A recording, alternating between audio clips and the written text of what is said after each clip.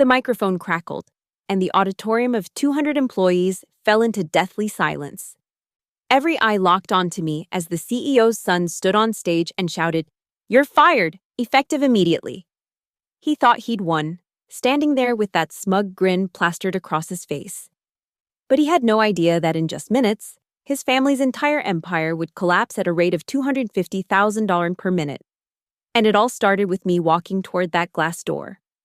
My name is Elena Ward, and for 17 years, I was the backbone of Novaris Global Systems. But standing in that gleaming auditorium, watching Damien Holt's lips curl into a victorious sneer, I felt those years crumble into dust. The quarterly all-hands meeting had started like any other. 200 employees packed into our state-of-the-art conference hall, its floor-to-ceiling windows overlooking Manhattan's skyline. I sat in my usual spot, third row, left side, fingers wrapped around my coffee cup, reviewing the system diagnostics on my tablet. Everything was running smoothly. The Coraline infrastructure I'd built was processing millions in international transactions without a single hiccup.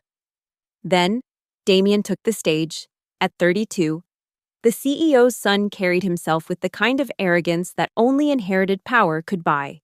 His Armani suit probably cost more than most employees made in a month. He grabbed the microphone with theatrical flair, scanning the crowd until his eyes found mine. "Before we begin today's agenda," he announced, his voice dripping with false authority, "we need to address a serious issue of insubordination." My stomach dropped. Around me, colleagues shifted uncomfortably in their seats. "Elena Ward," he continued, pointing directly at me, "stand up." I rose slowly, my legs feeling like lead. Every head in the room turned toward me. Some faces showed confusion, others sympathy. They all knew who I was, the one who'd kept this company's digital heart beating through every crisis, every expansion, every near catastrophe. "Yesterday, you refused a direct order from senior management," Damien declared, his voice growing louder with each word. "You claimed our core systems were too delicate for executive access. You called them your baby." He laughed, a sharp, mocking sound that echoed through the hall. "Well, Elena, this company doesn't belong to you. You seem to have forgotten your place." My hands trembled, but not from fear. From rage. The direct order he mentioned, he demanded full administrative access to Coraline's deepest protocols, the ones that controlled our entire financial pipeline. He wanted to experiment with the code, to optimize systems he didn't understand. I'd refused because his last optimization had nearly cost us a $40 million contract. I tried to explain the security protocols, I began, but he cut me off. "Silence!" The word exploded from the speakers, making several people flinch. "You don't explain, you obey." But since you can't seem to grasp that simple concept. He paused, savoring the moment like aged wine. "You're fired, effective immediately. Security will escort you out." The words hit me like physical blows. 17 years of 60-hour weeks, of missing birthdays and anniversaries, of pouring my soul into code that kept this company alive. I'd written Coraline's first line when Novaris was just 20 people in a rundown warehouse. I'd scaled it through 3 mergers, 5 acquisitions, and countless crises. When the 2018 server fire nearly destroyed everything, I'd rebuilt our entire infrastructure in 72 hours without sleep.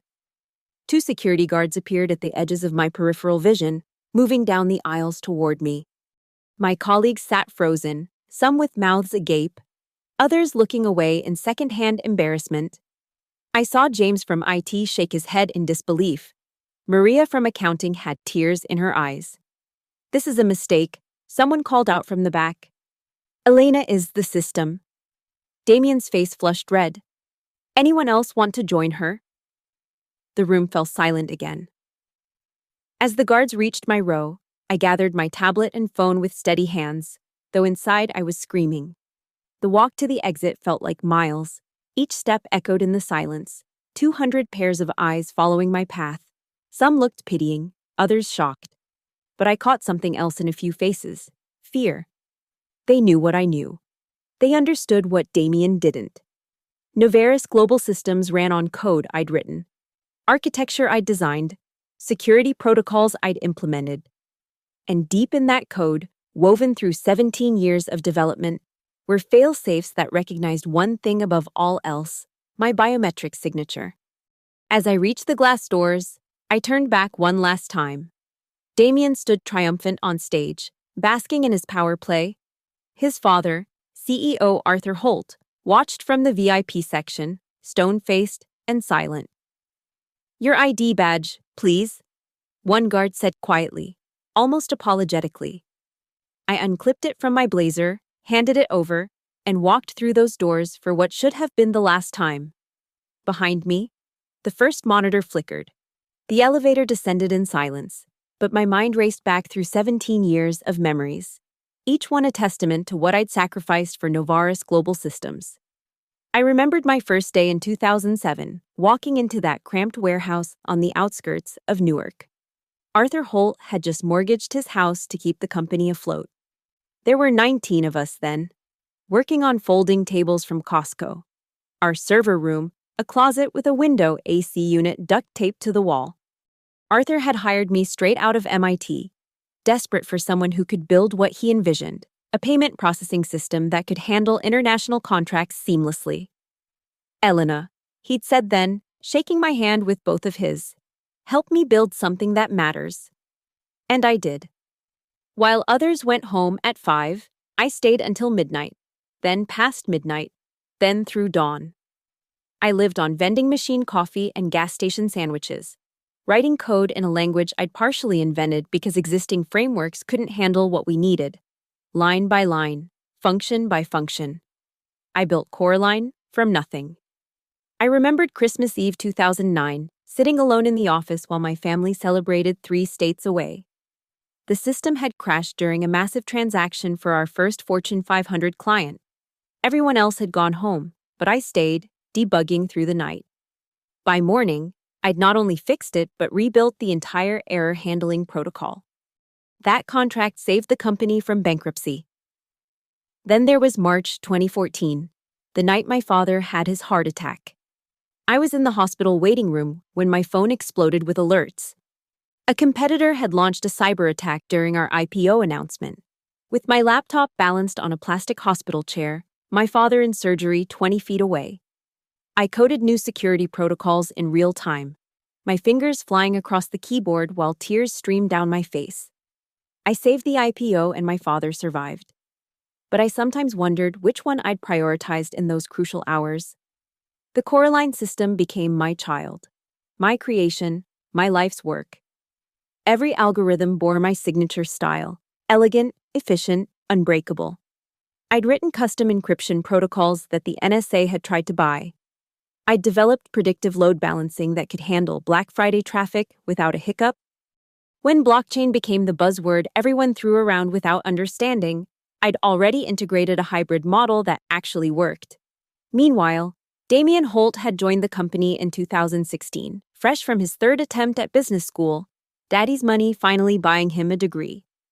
He'd been 25 then, strutting through the office in designer suits, treating the company like his personal playground. His first project? A revolutionary mobile app that crashed on launch and cost us $2 million in development. His second? A strategic partnership with his fraternity brother's startup that turned out to be a money laundering front. But he was the prince, the heir apparent, untouchable. I'd watched him fail upward, each disaster somehow becoming someone else's fault. When he nearly destroyed our Asian expansion by insulting the Takahashi Corp executives, showing up drunk to a formal dinner, I'd spent 6 months rebuilding those relationships. When his innovative pricing model caused a massive calculation error that undercharged clients by millions, I'd worked 3 straight days to create a patch that wouldn't alert them to his mistake while gradually correcting the discrepancy. Every save, every fix, every miracle I pulled off, Damien took credit. Board presentations featured his smiling face explaining his solutions. Press releases quoted Damien Holt's visionary leadership in navigating technical challenges. The only recognition I ever received was a standard 3% annual raise and the occasional good job email, CC'd to no one important. But I'd endured it all because the work mattered. Coraline processed $30 billion in transactions annually. It connected small businesses to global markets, enabled humanitarian organizations to move funds instantly during disasters, helped immigrant families send money home without predatory fees. The code I'd written made real differences in real lives. In my pocket, my personal phone buzzed with messages from former colleagues who'd moved on to other companies. They'd heard what happened. News traveled fast in tech circles. Job offers would come, I knew. Google, Amazon, Microsoft. They'd all tried to poach me before. But as I walked through the lobby toward the street, passing the wall of awards that my work had earned while Damien's name sat on the plaques, I realized something. I wasn't just leaving Novaris. I was taking 17 years of institutional knowledge with me. Every backdoor, every dependency, every single point of failure that I'd memorized but never documented because Arthur had always been too cheap to hire proper backup engineers. "Why do we need documentation when we have Elena?" he'd said once, laughing at a board meeting. They were about to find out. The contrast between Damien's privilege and my dedication had never been more stark than during the Meridian acquisition last year, a moment that perfectly captured everything wrong with Novaris Global Systems. Meridian Tech was the emerging fintech company with revolutionary smart contract capabilities. Landing them would mean adding $12 billion in annual processing volume to our platform. The negotiations had taken 8 months, with their CEO, Sandra Kim, personally insisting on technical demonstrations before signing. She was brilliant, cautious, and had zero tolerance for incompetence. I'd prepared for weeks, creating a flawless presentation showcasing how Coraline could integrate with their systems. Every slide, every demo, every line of code had been meticulously crafted. The meeting was scheduled for a Tuesday morning, Monday night. Damien called me into his office. "I'll be leading the presentation tomorrow," he announced, feet propped on his mahogany desk. "The board wants a Holt family member as the face of major deals." "But you don't understand the technical specifications," I started. "That's why you'll be there." He smirked. "Just whisper in my ear if I get stuck. It's called delegation. Elena. Look it up." The disaster unfolded in slow motion. Damien mispronounced Byzantine fault tolerance as Byzantine fault insurance. He claimed our encryption used military-grade blockchain AI, a meaningless word salad that made Sandra's CTO visibly cringe. When asked about throughput limitations, he confidently stated we could handle infinite transactions per second, a claim so absurd that Sandra actually laughed. I watched $12 billion slipping away with every word from his mouth. Finally, when he started explaining our quantum-resistant algorithms backward, literally describing vulnerabilities as features, I stood up. "I apologize, Ms. Kim," I interrupted, breaking all protocol. "May I clarify?" For the next hour, I salvaged what I could, walking through the actual architecture, demonstrating real capabilities, admitting honest limitations. Sandra's team asked increasingly complex questions, and I answered each one precisely, even writing code on the whiteboard to illustrate edge cases. By the end, her CTO was nodding appreciatively. "This is impressive work," Sandra had said, looking directly at me. "Who designed this system?" Before I could answer, Damien jumped in. "It's been a team effort under my supervision. Elena here is one of our many talented engineers who execute my vision." Sandra's expression told me she wasn't fooled, but contracts had already been drawn up with Damien as the signatory. The deal went through, and the press release praised Damien Holt's technical leadership in securing the Meridian partnership. My name appeared nowhere. That night, I'd gone home and looked at my reflection in the bathroom mirror. 41 years old, single because I'd married my work. No kids because I'd birthed Coraline instead. I'd given everything to a company that saw me as expendable, to people who viewed my expertise as their birthright. The pattern repeated endlessly. When our European servers faced GDPR compliance issues, I rebuilt our entire data architecture in 6 weeks. Damien got invited to speak at tech conferences about his innovative privacy solutions. When a zero-day exploit threatened to expose millions of credit card numbers, I patched it in real time during a live attack. Damien received a cybersecurity leadership award. The other employees knew the truth. They whispered it in break rooms and private Slack channels. Elena's the real brain. Without her, we'd collapse. She is Coraline. But whispers don't change org charts, and truth doesn't trump nepotism. I discovered Damien's latest scheme 3 weeks ago when James from IT accidentally forwarded me an email chain. Damien was planning to sell our core technology to a Chinese competitor for a personal kickback of $50 million. The deal would gut Novartis, violate numerous contracts, and potentially expose millions of users' financial data. But it would make him rich enough to start his own company, one where he wouldn't need someone like me to clean up his messes. When I confronted him, threatening to go to the board, he just laughed. Who'll they believe, the heir apparent or some code monkey who thinks she's irreplaceable? That's when he started his campaign to push me out. Suddenly, my access to certain servers was restricted for security reasons. My reports were lost before board meetings. My name was removed from patent applications I'd filed. He was building a case, creating a paper trail that would justify my termination. But Damien had made one crucial error in his arrogance. He assumed that because he had the title, he had the power. He didn't understand that in tech. The real power isn't in corner offices or executive titles. It's in the code. It's in knowing every function, every dependency, every critical path that keeps the machine running. And more importantly, he didn't know about the biometric authentication I'd woven into Coraline's deepest protocols 17 years ago, not out of malice or planning for revenge, but out of pure pragmatism. I was the only one who truly understood the system, so I'd made sure the system understood me. As I stood on the sidewalk outside Novartis, looking up at the 40-story glass tower I'd helped build, my phone buzzed with a text from Maria in accounting. "The screens are flickering. What's happening?" I didn't reply. They were about to learn the difference between owning a company and owning the technology that runs it. The final straw had come just 3 days before my public humiliation. In a moment that crystallized 17 years of disrespect into pure, crystalline rage. It was Thursday evening, around 8 p.m. The office was nearly empty except for the engineering team preparing for the quarterly system update. I was in the server room, running final diagnostics on Coraline's neural network, the adaptive AI I developed that predicted and prevented system failures before they occurred.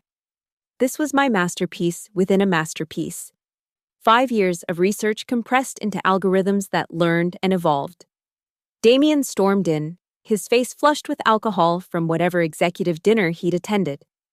Behind him trailed 2 men in expensive suits, investors from Shanghai. Based on the brief introduction, he slurred out. "Show them the system," he demanded. "They want to see what they're buying." My blood froze. Buying? The Coraline architecture. I'm licensing it to their firm for the Asian market. $50 million upfront. Plus royalties. He turned to the investors, gesturing grandly. "Elena here will walk you through the technical details. She's quite good at following instructions." "I won't do that," I said quietly.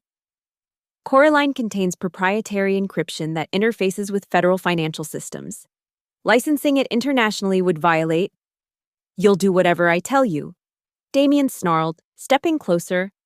The smell of whiskey was overwhelming. "Or have you forgotten who signs your paychecks? Your father signs them, and he would never approve." The slap came so fast I barely saw it. Not hard enough to leave a mark. Damien was too clever for that, but sharp enough to sting. The 2 investors shifted uncomfortably, but said nothing. "My father is retiring next month," Damien hissed. "The board vote is a formality. I'll be CEO. And my first act will be restructuring the engineering department. Starting with replacing uppity engineers who think they're irreplaceable." He turned to the investors. "Give me your company's server credentials. Elena will upload a demonstration version tonight." "I won't," I repeated, my cheek still burning. And you can't access Coraline without my biometric authorization. That's when he said it, the words that sealed his fate. Biometric authorization? He laughed, an ugly sound. You mean that fingerprint scanner you installed? I had IT clone your prints from the coffee mug you use every morning. We've had full access for months. You're not special. Elena, you're not irreplaceable. You're just a worker bee who forgot her place in the hive. He was lying, of course. I could tell from the micro-expressions, the slight dart of his eyes. He'd tried to clone my access and failed. The biometric system I'd built used a rotating encryption key tied to my heartbeat pattern, fingerprints, and retinal scan in combination. No single element worked alone, and the system would lock down if it detected cloned or forced authentication attempts. But his attempt, his violation of even trying, shattered something inside me. You tried to steal my access? My voice was deadly quiet. I don't steal what's already mine, he shot back. This company, this building, every line of code written on company time, it all belongs to the Holt family, including your precious Coraline. You're just the hired help who built it. The investors were recording everything on their phones. I noticed. Probably for translation later. Good. Let them document this moment. If Coraline belongs to you, I said, meeting his bloodshot eyes, then you won't need me to run it. Exactly. Which is why you're going to transfer all administrative privileges to me. Tonight. Or I'll make sure you're not just fired, I'll destroy your career. No tech company in the world will hire you after I'm done. I'll bury you in lawsuits for corporate espionage, intellectual property theft, whatever it takes. You'll be writing code for community colleges in Nebraska. I looked at this pathetic man-child who'd been handed everything and earned nothing, who'd never written a line of code but claimed credit for millions of them, who thought power came from a last name rather than knowledge, from titles rather than talent. Try it, I said simply, and walked out. That night, I did transfer administrative privileges, in a way. I created what appeared to be a new admin account for Damien, complete with his biometric data scraped from the company's HR system. But I built it as a honeypot, a trap that would trigger the moment he tried to use it without my concurrent authorization. I also did something else. I pulled up a section of code I'd written years ago, during a particularly dark period after my father's death. I'd called it the Dead Woman's Switch, a series of cascading authentication requirements that would activate if my biometric signature disappeared from the system for more than 72 hours without proper handover protocols. I'd never intended to use it. It was just insurance, a way to ensure that if something happened to me, illness, accident, whatever, the company would be forced to bring in qualified engineers rather than letting Damien play with systems he didn't understand. But now, staring at those lines of code, I made a small modification. Instead of 72 hours, I changed it to 30 minutes. Instead of requiring my absence, it would trigger on the revocation of my access credentials. If they wanted to fire me, they could. But Coraline would know. And Coraline would respond.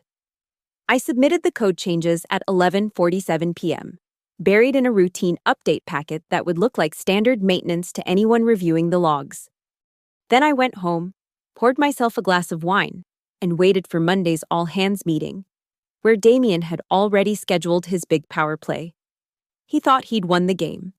He didn't realize I'd been playing a different game entirely, one where the rules were written in code only I could read. The first sign of trouble appeared exactly 31 minutes after I'd handed over my badge.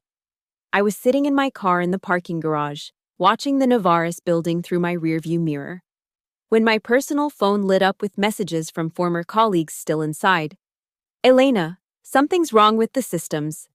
The screens are glitching. Transactions are freezing. I started my engine and drove away, but I could picture exactly what was happening 40 floors above, inside the auditorium. The main presentation screen behind Damien flickered, displaying a brief error message. Primary key missing.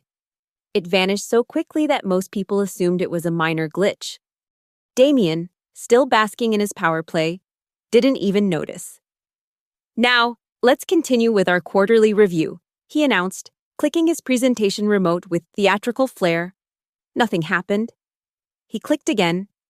The screen remained frozen on the Novartis logo. Technical difficulties, he laughed nervously. Perhaps our former senior engineer should have maintained things better before leaving. A few uncomfortable chuckles rippled through the crowd, but the IT team was already on their feet. Laptops open, fingers flying across keyboards. Then the second wave hit. Every monitor in the auditorium, the presentation screens, personal laptops, wall-mounted displays flashed the same message.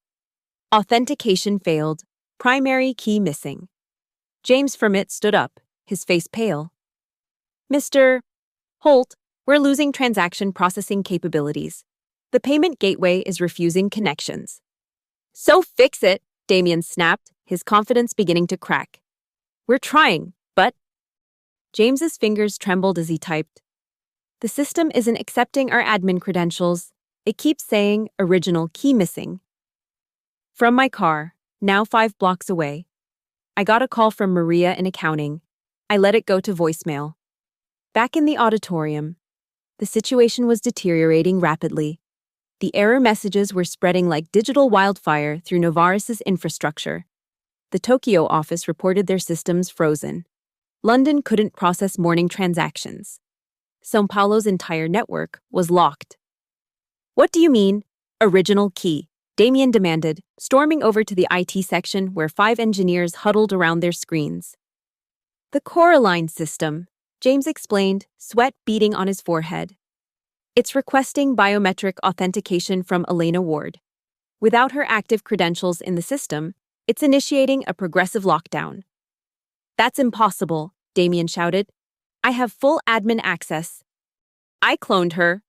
He stopped abruptly, realizing what he'd almost admitted to the entire company. But the damage was spreading faster than his denials. The Coraline system, recognizing an unauthorized access attempt from Damien's spoofed credentials, had triggered its defense protocols, like white blood cells attacking an infection. The security subroutines were isolating and quarantining every process Damien had ever touched. The third wave was when panic truly set in. A senior accounts manager stood up, phone pressed to his ear, face ashen. We've got Goldman Sachs on the line. Their morning wire transfer of $800 million is stuck in processing. They're threatening to pull all business if it's not resolved in 5 minutes. Another voice. Bank of Tokyo says our systems are showing as offline. They're initiating emergency protocols. And another. The Fed is calling. They want to know why we've gone dark. Damien grabbed the nearest laptop, shoving an engineer aside. Override it. Use the master passwords. There are no master passwords, the engineer replied quietly. Elena built the system to recognize only legitimate biometric combinations. She called it unhackable architecture. We all thought it was brilliant. The fourth wave brought the lawyers. The legal department's phones were ringing nonstop. Every frozen transaction carried penalty clauses. Every minute of downtime triggered contractual violations. The numbers were staggering. Goldman Sachs, $50,000 per minute in penalties. Meridian Tech, $75,000 per minute plus potential contract termination. Federal Reserve, $100,000 per minute plus possible criminal investigation. International transactions, $25,000 per minute per country affected. Someone did the math on the presentation screen that was still working. $250,000 per minute in direct penalties, not counting lost business, reputation damage, or lawsuits. Get her back, Damien screamed, his face purple with rage. Call her, beg her, offer her anything. She's not answering, someone replied. The room erupted in chaos. Engineers typing frantically, executives shouting into phones, junior employees recording everything on their smartphones, the death of a company in real time, streaming live to social media. Then the screens changed again. A new message appeared, one I'd coded years ago as a joke, but never removed. System integrity compromised. Unauthorized access attempted. Entering protective mode. The protective mode was my masterpiece of defensive programming. It wouldn't destroy data. I wasn't malicious. but it would methodically lock down every system, every database, every function that lacked proper authentication. Like a building's fire doors slamming shut in sequence, Coraline was sealing itself off from contamination. "Sir," James's voice cut through the noise, deadly serious. "If we don't restore proper authentication in the next 3 minutes, the European markets will open without us. We'll default on over 3 billion in overnight positions." Damien stood frozen on the stage, his triumph transformed into catastrophe in less time than it took to order lunch. Around him, 200 employees watched their leader, the man who'd just publicly fired their most crucial engineer, stand paralyzed as his empire crumbled at a rate of $250,000 per minute. The auditorium descended into complete chaos as the full scope of the disaster became clear. "Try everything," Damien screamed at the IT team, his composed executive facade completely shattered. "Every password, every backdoor, every override code we have." James's fingers flew across his keyboard, entering command after command. Each attempt was met with the same crushing response. "Original key missing, access denied." "It's not just rejecting the passwords," James reported, his voice shaking. "It's learning. Every failed attempt makes the lockout stronger. The system is actively defending itself." The wall of monitors now showed a cascade of red alerts from offices worldwide. Singapore, offline. Dubai, frozen. Berlin, critical failure. Each notification accompanied by rapidly escalating penalty figures. "We need Elena," someone whispered. The whisper became a murmur, then a chorus. "We need Elena. Get Elena back. This is insane. Call Elena." Damien spun around to face the crowd. "We don't need her. She's just an engineer. There are hundreds of engineers." "She's not just an engineer," a voice called out from the back. It was Sandra Kim from Meridian Tech, who had apparently been visiting for a contract review. "She is your system. I knew it the moment I met her. You just fired the only person who understands your infrastructure." The phones were ringing nonstop now. The head of legal was white as a sheet. "The SEC is launching an emergency investigation. They're saying this could be market manipulation." The CFO stood up, calculator in hand. "We've lost 12 million in the last 48 seconds alone. At this rate, we'll breach our credit covenants in 6 minutes." That's when the elevator dinged, and Arthur Holt stepped out. The CEO had been in a board meeting on the executive floor, but the tsunami of panic had reached him. He surveyed the chaos, his son frozen on stage, employees frantically working or recording the disaster, screens flashing critical warnings, and his face went from confusion to understanding to fury in 3 seconds flat. "What did you do?" His voice was low, dangerous, cutting through the noise like a blade.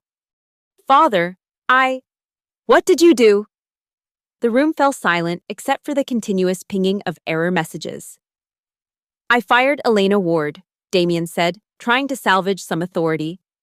"She was insubordinate. She refused to share system access." "You what?" Arthur's roar made everyone flinch. "You fired the architect of Coraline without consulting me, without a transition plan? I have full admin access. You have nothing." Arthur pulled out his phone, scrolling through the alerts from major clients. 40 million in penalties and climbing. The Federal Reserve is threatening to revoke our license.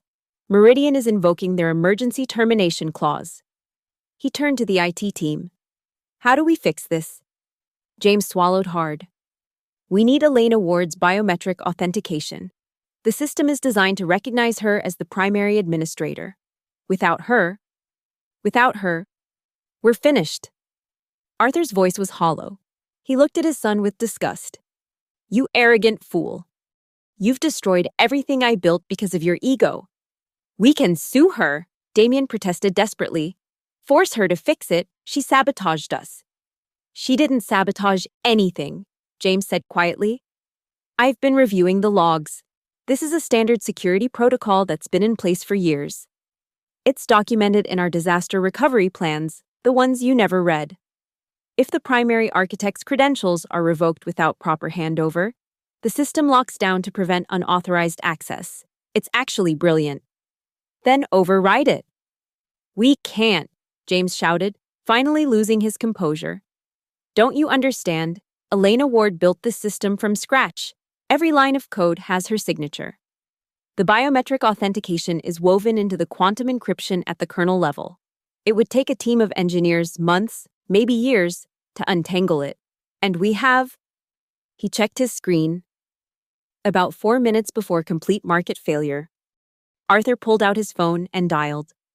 The call went straight to voicemail. He tried again. Nothing. Someone find her address, he commanded. Send a car. Send security. Send whoever. Sir, his assistant interrupted. She's not at her apartment. The doorman says she left with a suitcase an hour ago. The penalty counter on the screen ticked past $50 million. Offer her anything, Arthur said desperately. Double her salary, triple it, make her CTO, just get her back. But even as he spoke, everyone in the room knew the truth. Elena Ward held all the cards. 17 years of being overlooked, undervalued, and dismissed had led to this moment. The system she'd built wasn't just recognizing her absence, it was responding to it, like a body rejecting a transplant. Sir. The head of trading stood up, phone in hand. The London Exchange is suspending our trading privileges. They're saying we're a systemic risk. Another voice. Hong Kong just followed suit. And another. New York Stock Exchange is giving us 90 seconds to respond or they're freezing all assets. Damien sank into a chair, his face gray. This can't be happening. It is happening, Arthur said coldly. You fired the one person we couldn't afford to lose. You destroyed my company because you couldn't stand that someone knew more than you. The screens flashed a new message. Complete system lockdown in 60 seconds. Have a nice day. That last bit, have a nice day, was pure Elena. Even in the midst of this digital catastrophe, her personality shone through the code. Professional to the end, with just a hint of satisfaction.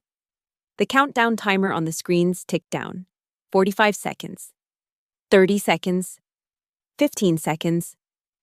Stop it, Arthur Holt roared at the IT team. Do something. But there was nothing to be done.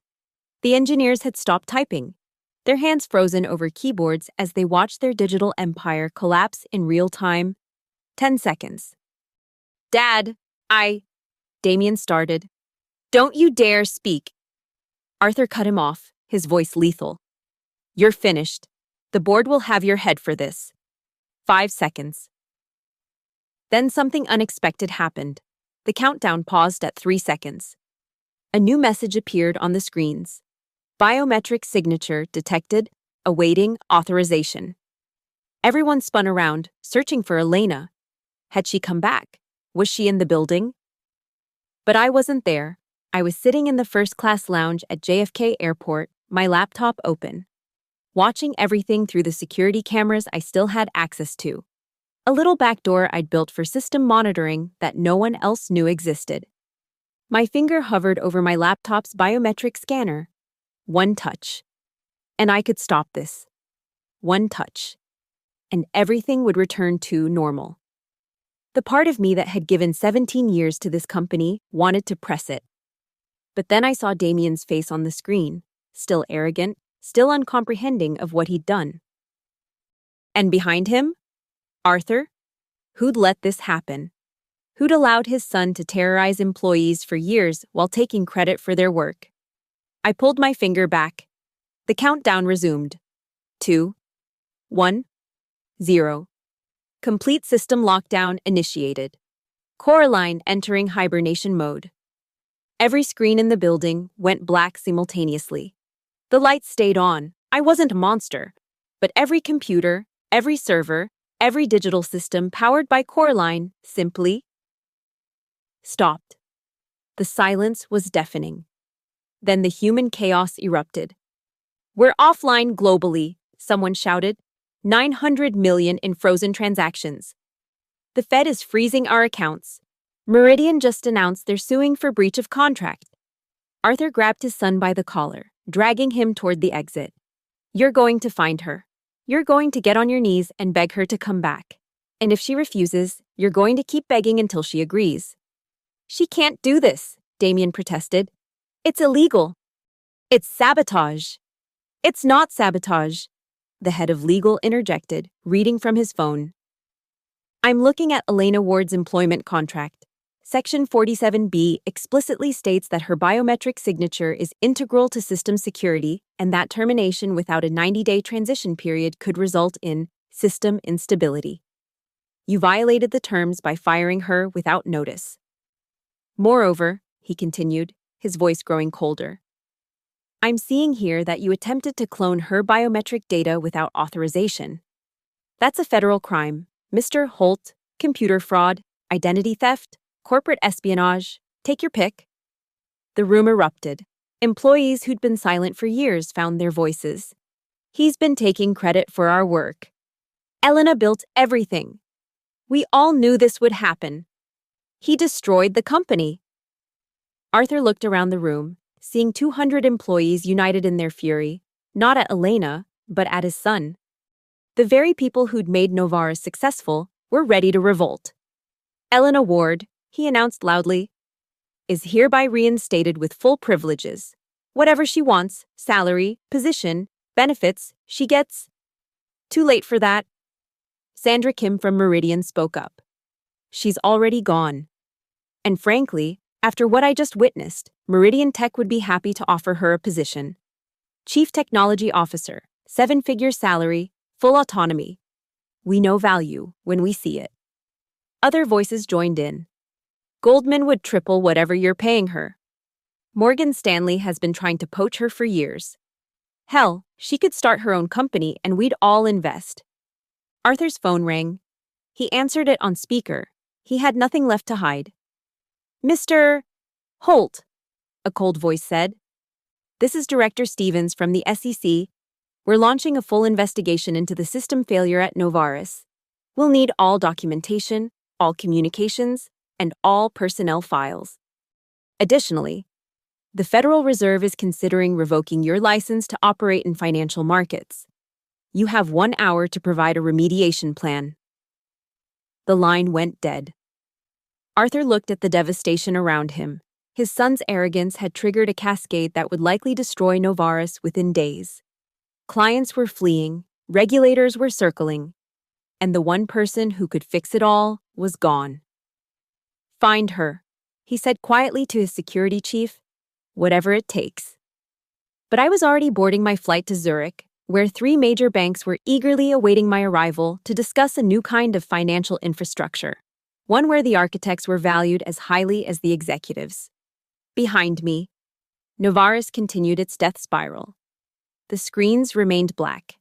Coraline slept peacefully in its digital hibernation, and $250,000 in penalties accumulated every 60 seconds. Damien Holt had won the battle when he fired me in front of everyone. But the war? The war ended the moment he forgot that, in the digital age, code is power. And those who write it hold the keys to the kingdom. The flight attendant offered me champagne as we reached cruising altitude. I declined, pulling out my laptop instead. There was one final act to perform in this 17-year drama. I opened my email and typed a single message to Arthur Holt. Mr. Holt? The solution to restore Coraline exists. It requires my physical presence and biometric authorization at the primary server. My consulting fee is $50 million, non-negotiable. Wire transfer in advance. You have 2 hours before permanent data corruption begins. This is not revenge. This is my severance package for 17 years of building your empire. E. Ward. I hit send and turned off my laptop. Through the window, Manhattan disappeared beneath the clouds. My phone, still connected to the plane's Wi-Fi, exploded with notifications. I'd turned off the ringer, but I could see the screen lighting up with call after call. Arthur Holt, the board of directors, the SEC, even reporters who'd somehow gotten my number. I ignored them all except for one text from James in IT. The employees are standing and applauding, not for the Holts, for you. You did what we all wished we could do. Back at Novaris, the situation had become apocalyptic. The conference room where the board had gathered looked like a war room. Lawyers, federal investigators, and crisis management consultants swarmed the executive floor. The main auditorium had been converted into an emergency response center, with engineers working futilely to crack the Coraline hibernation. Arthur read my email aloud to the board. Several members gasped at the figure. 50 million, one protested. That's extortion. No, Arthur said quietly. That's the price of 17 years of taking her for granted. Pay it. We could sue. With what leverage? Arthur laughed bitterly. She built everything. We gave her the contractual right to integrate her biometrics. We fired her without cause or proper transition. My son, he paused, the word like poison on his tongue, attempted to steal her identity. We're lucky she's not asking for 100 million. Damien sat in the corner, no longer the swaggering prince, but a broken man watching his inheritance evaporate. The board had already voted. He was stripped of all positions, effective immediately. Criminal charges were being discussed. Wire the money, the board chairman ordered. Now! Within minutes, $50 million left Novaris's accounts and landed in mine. I confirmed the transfer from my phone, then sent another email. Transfer confirmed. I will arrive at Novaris at 9 a.m. tomorrow. Clear the server room. Only essential IT personnel permitted. No executives. Especially no Damien Holt. The next morning, I walked back into the building I'd been forcibly removed from just 48 hours earlier. The security guards who'd escorted me out couldn't meet my eyes.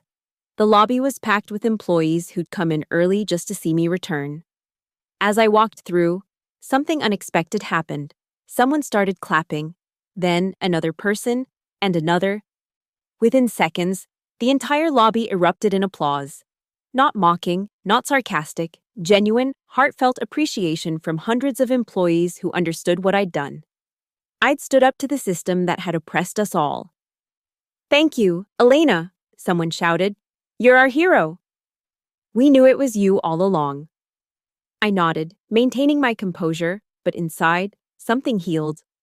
17 years of invisible work had finally been seen. The server room was exactly as I'd requested, empty except for James and 2 senior engineers. They watched in awe as I approached the primary console, placed my hand on the biometric scanner, looked into the retinal reader, and spoke the voice command I'd programmed years ago. Coraline, initialize restoration protocol. Authorization, Ward, Elena, code, Phoenix. The screens blazed to life, like a massive organism waking from slumber. Coraline began its resurrection. Systems came online in cascading waves. Transactions resumed, connections re-established. Within 10 minutes, Novaris was fully operational. The penalty stopped accumulating at $127 million. I turned to James. Change all administrative passwords. Create a new authentication protocol that requires 3 senior engineers to authorize any critical changes. Document everything. I handed him a USB drive. This contains full system documentation, every function, every dependency, every secret. Novaris won't be held hostage by any one person again, including me. You're not staying, he asked, though he already knew the answer. No, my resignation is effective immediately. The 50 million was my severance. Coraline is now yours to maintain. I walked out of the server room to find Arthur Holt waiting in the hallway. Elena, please. Name your price. CEO, CTO, whatever you want. What I want, I said calmly, is to never see another Holt again. Your son destroyed any loyalty I had to this company. You enabled him. The culture you created, where talent is exploited while mediocrity is rewarded, ends with me. We've terminated Damien. He'll never. Too little, too late. I walked past him toward the elevator. Oh, and Arthur, you might want to hire a very good legal team. I heard several employees recorded Damien admitting to attempted identity theft. I'm sure the FBI will be very interested. As the elevator doors closed, I saw Arthur's face crumble. He'd saved his company but lost his son and his best engineer in the process. The empire would survive, but the dynasty was dead. Later that evening, from my hotel suite overlooking Central Park, I watched the news coverage. Navarre's system failure costs $127 million. CEO's son arrested for computer fraud. Mystery engineer saves financial giant. My phone rang. It was Sandra Kim from Meridian. Elena, that was magnificent. Our offer stands: CTO position, 8-figure compensation, complete autonomy. Send me the contract, I said, smiling for the first time in days. But I have one condition. Name it. No nepotism clause. Anyone hired based on family connections rather than merit is grounds for my immediate resignation with full severance. She laughed. Done. Welcome to a company that values what you build, not whose son you are. As night fell over Manhattan, I raised a glass to the window, toasting the city where I'd spent 17 years building someone else's dream. Tomorrow, I'd start building my own. Damien Holt thought power came from a name and a title. He learned the hard way that in the digital age, true power flows through the fingertips of those who write the code. And sometimes, just sometimes, justice comes at exactly $250,000 per minute. Thank you so much for listening to this story. I'd love to know where you're listening from. Drop a comment below and let's connect with fellow listeners around the world. If you enjoyed this tale of workplace justice, please subscribe to the channel and share your thoughts. What would you have done in Elena's position? Let me know in the comments.